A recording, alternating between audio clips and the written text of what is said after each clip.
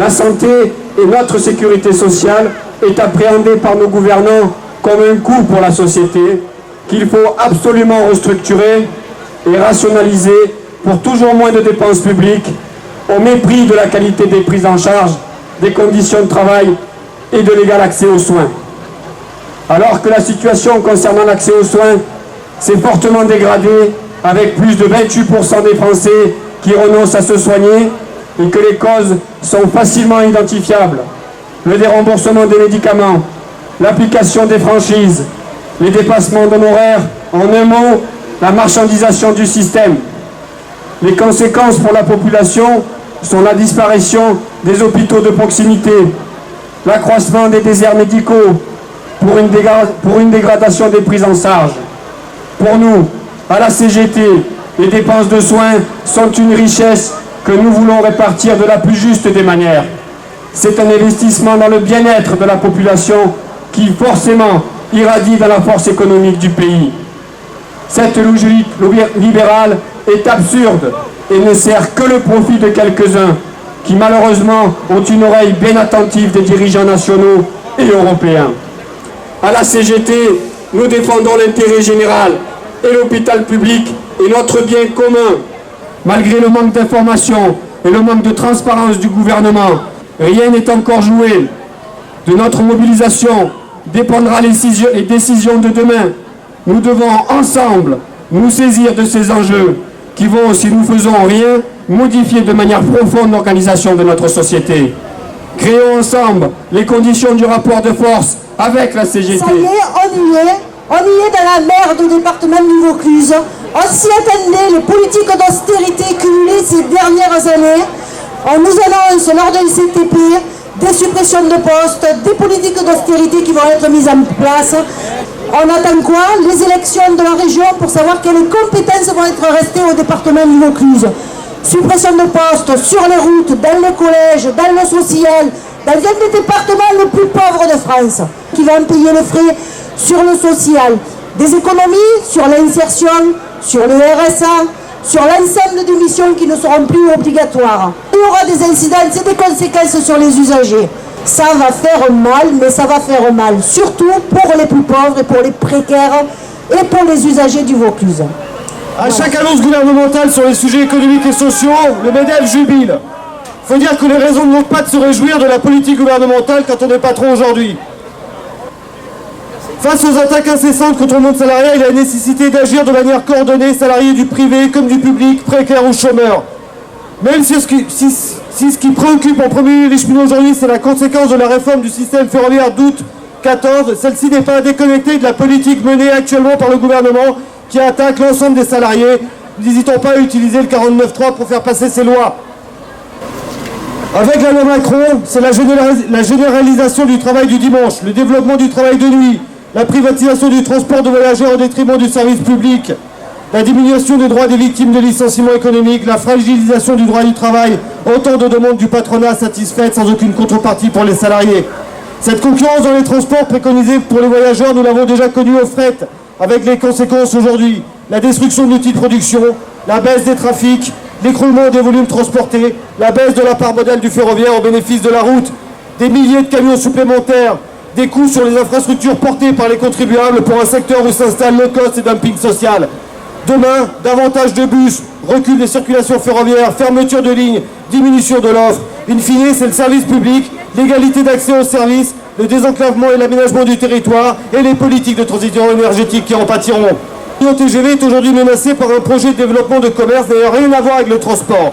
Il est envisagé pour ça de déménager les guichets d'accueil ou de vente, les locaux de travail des cheminots pour les remplacer par des boutiques au détriment du service public, des usagers et des conditions de travail de ceux qui s'évertuent jour après jour à essayer de faire fonctionner le train correctement.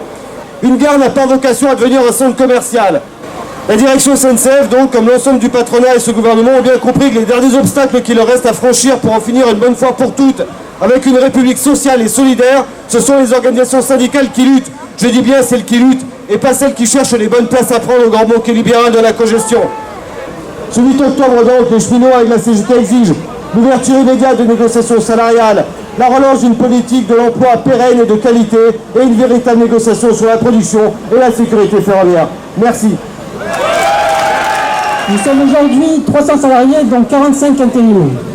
Après avoir dénoncé l'accord d'entreprise qui s'est traduit par une augmentation du temps de travail et une diminution des acquis sociaux, la direction va maintenant s'attaquer à l'externalisation des services hors cœur de métier, comme ils disent.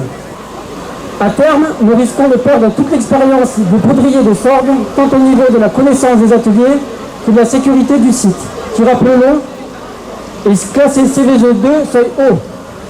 Cela est en contradiction complète avec le discours de notre gouvernement qui dit vouloir renforcer la sécurité des sites CVE2 seuil haut. La CGT au niveau de l'entreprise a interpellé par courrier le PDG qui est nommé directement par le ministère de la Défense pour lui faire part de l'enchaînement de petits incidents qui risquent de se transformer en accidents avec les conséquences que l'on peut imaginer. L'UD a également transmis ce courrier au cabinet du préfet et à la directe. Au jour d'aujourd'hui, aucune réponse. Nous dénonçons cette violence invisible qui peut conduire à des drames industriels et humains. La violence, nous la subissons, nous, au quotidien, quand on galère pour se soigner, pour faire garder nos gamins, pour leurs éducations, pour se loger, pour bouffer, parce que nous ne gagnons pas 600 000 € par an. Notre pays n'a plus de morale. Avec ces lois Macron et Repsané, c'est notre pays qui licencie. Nous ne voulons plus de leur solution.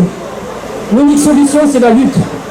C'est la lutte contre le capital, c'est la lutte contre le fascisme, c'est la lutte contre les bourgeois et les petits rois de la politique. Merci.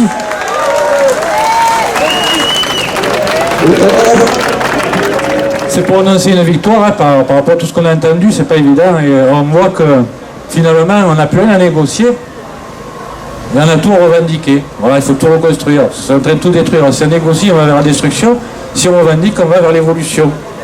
Donc suite à l'action du personnel, avec 5 jours de piquet de grève à la rentrée scolaire et plusieurs heures de négociation avec notre employeur, le comité technique régional a validé la création de 2 postes statutaires au lycée de Vaison-la-Romaine. Les agents, simplement, hein, tout simplement, ils tiennent à témoigner de la sensibilité, de leur sensibilité envers les personnes et toutes les structures interprofessionnelles de la CGT seule qui les ont soutenus dans ce mouvement. Ils dédient leur lutte à tous les collègues qui galèrent tous les jours dans leur service par manque de moyens humains. Seul le rapport de force nous fera gagner. Estrosi Le Pen, nous t'attendons. Merci. Par contre, pour les salariés, c'est le désarroi. Un premier plan social avec 30 postes supprimés. Un deuxième avec 20 postes supprimés. C'est très dur pour replacer les gens. Les gens restent sur le carreau. Cet été, nous avons appris lors d'un signe extraordinaire la réorganisation de l'informatique au niveau mondial. L'entreprise continue à faire des réorganisations. Et dernièrement, il y a quelques semaines, signe extraordinaire pour nous annoncer la réorganisation des sites industriels. Pourquoi réorganiser quelque chose qui marche bien? Les sites industriels, nous sommes parmi les meilleurs au monde. Est-ce qu'on veut détruire nos entreprises? C'est par ce message que les salariés de Ducros sont en grève. Ils sont en ce moment dans le désarroi, dans l'inquiétude, dans la perte de la confiance envers la société. Si la société a de si bons résultats, c'est grâce à leur travail. Et ils ne peuvent pas être traités comme ça, laissés sur le carreau, jetés comme des Kleenex. Il faut que les salariés sachent que c'est eux la force, c'est eux la richesse de l'entreprise, ce n'est pas quelques actionnaires ou dirigeants des États-Unis, c'est eux la force.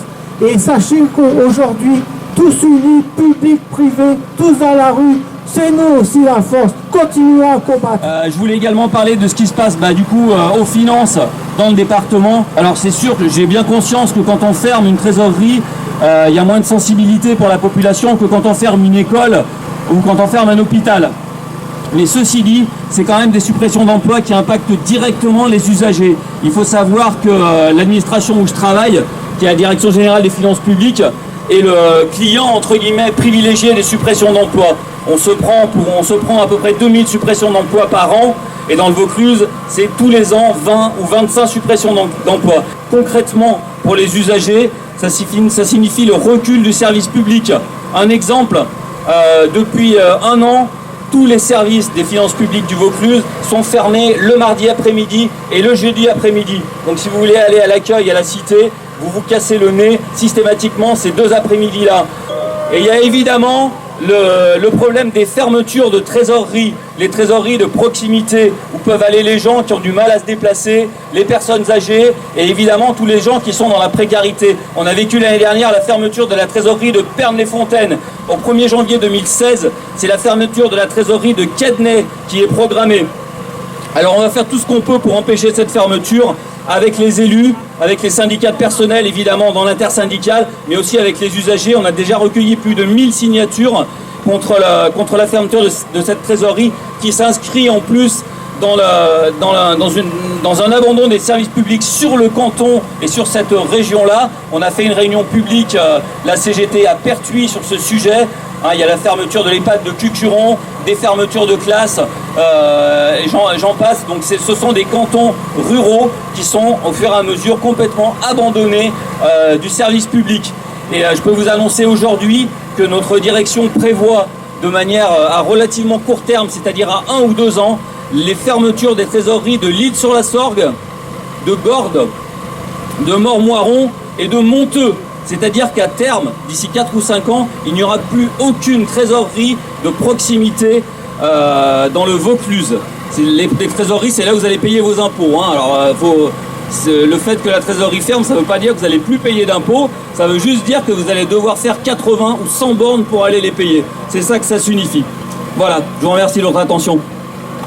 Puisque Saint-Gobain a le toupet de fêter ses 350 ans, et bien avec nos camarades du syndicat de la CGT et les salariés de la SEPR, nous fêterons les 120 ans de lutte de la CGT, les 120 ans de lutte pour nos droits sociaux. Donc je vous invite tous, le 15 octobre, à vous retrouver devant le site de la SEPR à 17h et on continuera la lutte avec eux, tous ensemble comme l'ont dit tous les camarades du public, du privé, des jeunes, des retraités, des chômeurs. Je ne dis pas qu'à Gandhi, je préfère Guevara. Mais la